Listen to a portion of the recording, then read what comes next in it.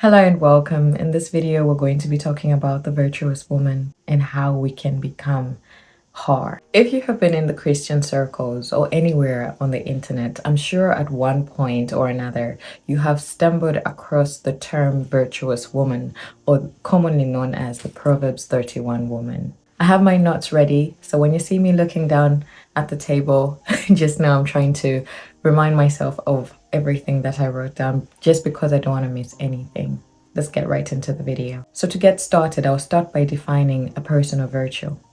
A person of virtue is simply one with high moral standards, one who is noble, one with dignity, nobility, purity, worth, to mention but a few. And while some of these seem like very big terms, we have other virtues which include patience, knowledge of one's weaknesses, self-control, faithfulness, compassion, and the like. I want to lay the foundation of this series, which I hope we'll be able to navigate together. I would like to say, by laying a foundation, that the virtuous woman is not built in a day. The virtuous woman is not a destination, but a long life journey that you commit to. The virtuous woman is not born in a day. The virtuous woman is not made in a day. And they are not a select few that are innately virtuous. Our life experiences, upbringing, different backgrounds, and self-perception all contribute to how we will show up or how we show up in this world and how that affects the kind of virtues that we carry as human beings. All these factors contribute to the molding of our character. But with the knowledge that not a select few are born innately virtuous, or that there are some that are just built in one day, we can then all agree that we can all become virtuous women, virtuous men and women of God. The virtuous woman is not a destination. However, it is a long life journey that requires your commitment. In this journey, you vow every day to commit to being this woman. You commit to showing up. You commit to pursuing this journey, no matter how hard it gets or no matter how knowledgeable you think you've gotten. And even as you progress on this journey, you must not dare think that you have arrived. Because I had a teacher that always used to tell me, the point that you think you have known, then you have stopped growing. Immediately you think you know it all, then you will stop growing. And so even in this journey, the same applies. When you think you've gotten it, when you think you know it all, you will stop growing and it will hinder your growth and the knowledge that you could have attained. So this is why we will say that confidence, while confidence is a good thing, it can be bad in the sense that it hinders our growth. When we become overly confident in what we have and who we are, we may think we do not need more, or we may think that we cannot be more and we cannot achieve more or we cannot learn more. And so it might be a hindrance to our knowledge. Growth requires change. And immediately we become uncomfortable with change, we become uncomfortable with growth. And so if you want to grow, you must be willing to embrace change. As long as you're alive, you have the chance to become more. You have the chance to become more loving. You have the chance to become more patient.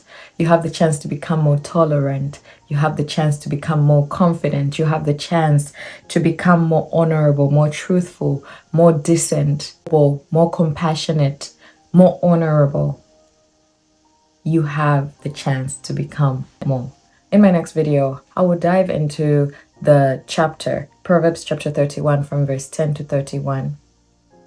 Which talks about the virtuous woman. We'll read the chapter, we'll read those verses and dig a little deeper into what the Bible is actually saying.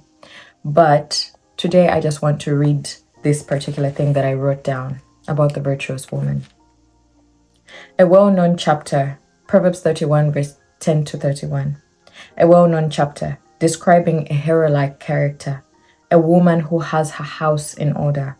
This chapter talks about her virtues, her capabilities, her value, her trustworthiness, and her influence.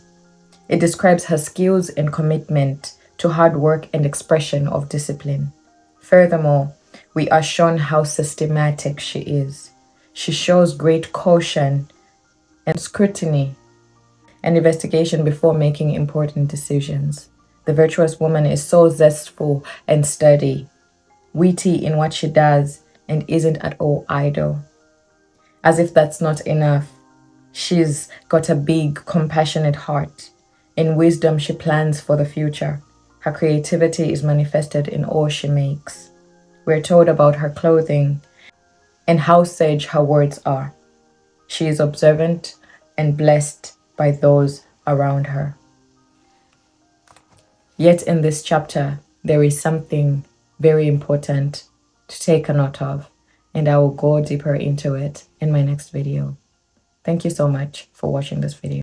I hope you can embark with me on this journey as we explore this chapter, as we explore what it is to be a virtuous woman. I think these are some of the things that we can simplify or we can break down, because sometimes I think it's very intimidating to most people. When people think about a virtuous woman, they think, where do I begin? So when we break down these verses, we understand that we can become it. Like I said in the beginning, there are not a select few that were innately born virtuous. We build on this.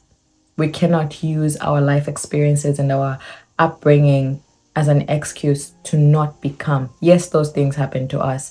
Yes, we didn't grow up in the most favorable situations. But because you've come across this video, it's a chance for you to embark on this journey. It's a chance for you to actually start working towards it, because nobody else can do it for you. It's up to you to make the decision to pursue this journey. I love you. See you in the next one.